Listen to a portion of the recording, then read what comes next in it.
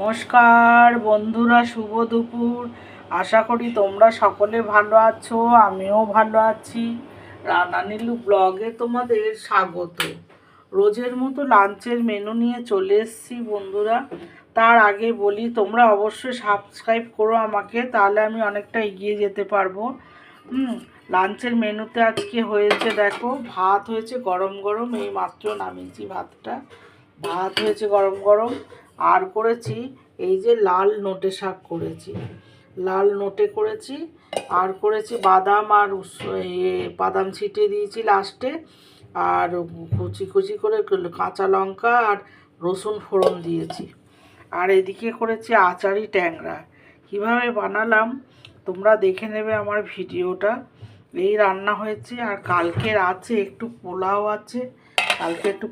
আছে, আর একটু মটন কোরমা করেছিলাম, সেই মটন কোরমা আছে।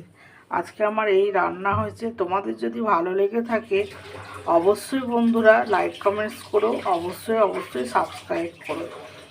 ধন্যবাদ, সকলে ভালো থেকো, সুস্থ থেকো।